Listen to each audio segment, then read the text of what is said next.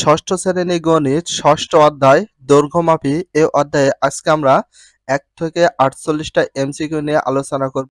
1 number, দৈর্ঘ্য পরিমাপে মিশরীয় অধিবাসীদের মধ্যে প্রচলিত এককের নাম কি ছিল? খ. কিউবিট। কিউবিট। বাট এখানে যে এমসিকিউ গুলো দেখছো এর ভিতরে সবচেয়ে বেস্ট ইম্পর্টেন্ট গুলো আমরা ইন্ডিকেট করে দেব। 2 নাম্বার, প্রাচীন মিশরে সূর্য, চন্দ্র এবং অন্যান্য প্রাকৃতিক বস্তুর কোনটির মাধ্যমে সময় মাপা হতো? ক.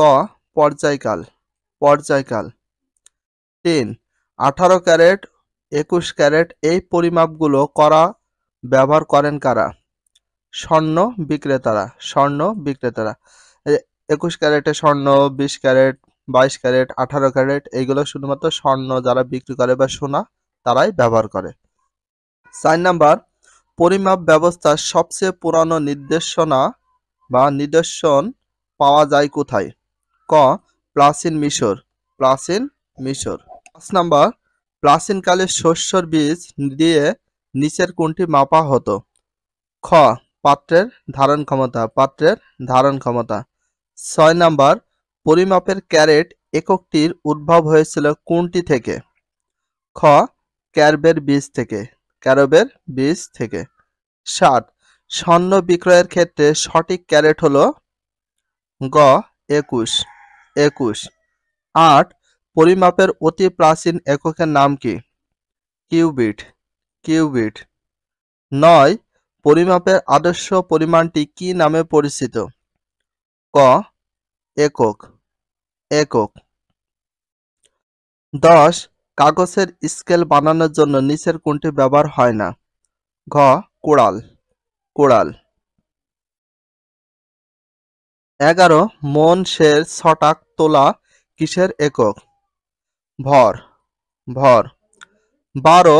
কত সালে গোটা বিশ্বে বিভিন্ন রাশির একই রকম একক চালু করার সিদ্ধান্ত হয়? ক. 1960। 1960। 13. এসআই কি? গ. এককের আন্তর্জাতিক পদ্ধতি। এককের আন্তর্জাতিক পদ্ধতি। 14. দৈর্ঘ্য পরিমাপে প্রচলিত পদ্ধতি কি? ক. ব্রিটিশ ও ম্যাট্রিক পদ্ধতি। ব্রিটিশ ও ম্যাট্রিক পদ্ধতি। 15.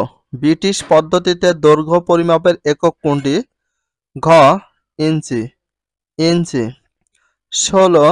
কোন পদ্ধতিতে দৈর্ঘ্য পরিমাপের একক হিসেবে গজ ব্যবহৃত হয়? খ. ব্রিটিশ। ব্রিটিশ। 18. 1960 সালে গোটা বিশ্বে বিভিন্ন রাশির একই রকম একক চালু করা পদ্ধতিকে কি বলা হয়? খ.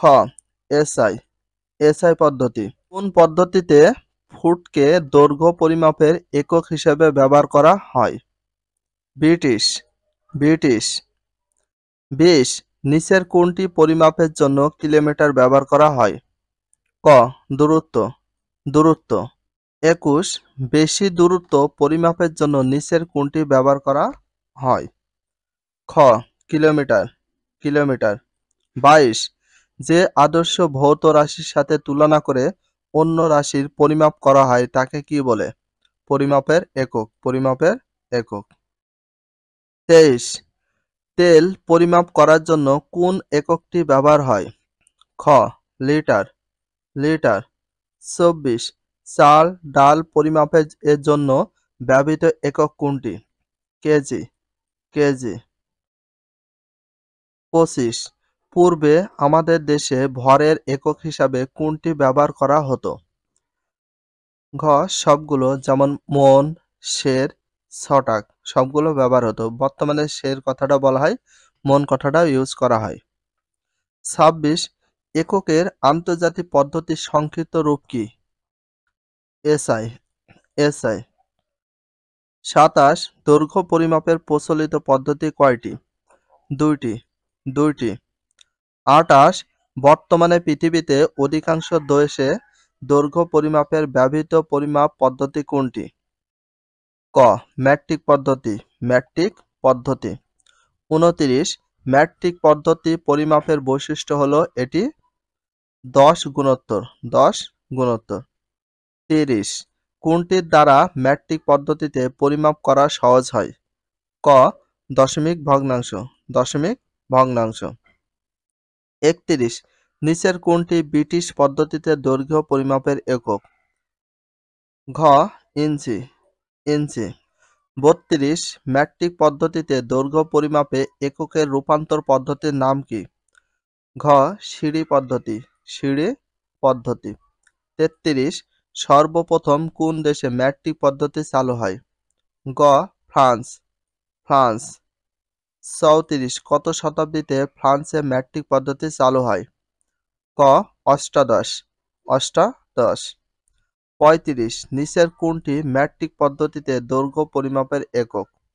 ক কিলোমিটার। কিলোমিটার। 36 নিচের কোনটি ম্যাট্রিক পদ্ধতিতে ব্যবহৃত একক নয়? খ গজ। গজ। 37 মিটারের সংজ্ঞায় আলোর 1 সেকেন্ডের কত ভাগ সময়ের দৈর্ঘ্য নেওয়া হয়েছে? গ গ এটা হচ্ছে 29,97,82,458 ভাগ। 38 নাম্বার কত তারিখে বাংলাদেশে ম্যাট্রিক পদ্ধতি চালু হয়? 1 জুলাই 1982। 1 জুলাই 1982। 39 কত সালে বিজ্ঞানীগণ মিটারকে সংজ্ঞায়িত করেন? ঘ 1983। 1983।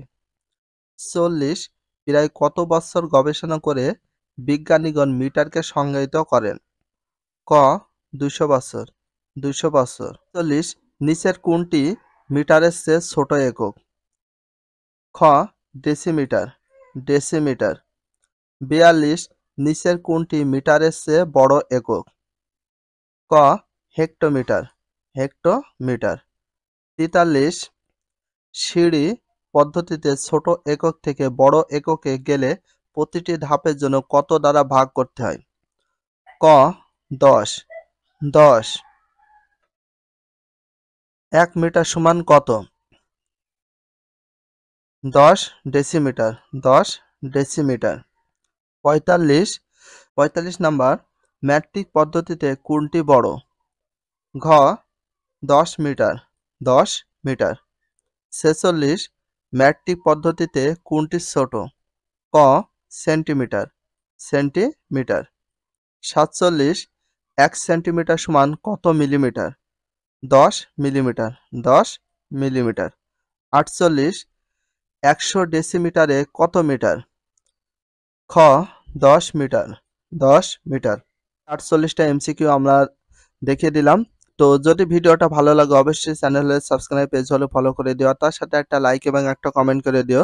আর নেক্সট ভিডিও পাওয়ার জন্য অবশ্যই বেল আইকনটা অল করে রাখো, যাতে নিউ ভিডিও আপলোড দেওয়ার সাথে সাথে সর্বপ্রথম তোমাদের কাছে নোটিফিকেশনটাও পৌঁছে যায়। If you love this video, please subscribe my channel, like, comment, share, hit the bell icon for getting next video. So everyone take care, love you, Allah Hafiz. Bye bye.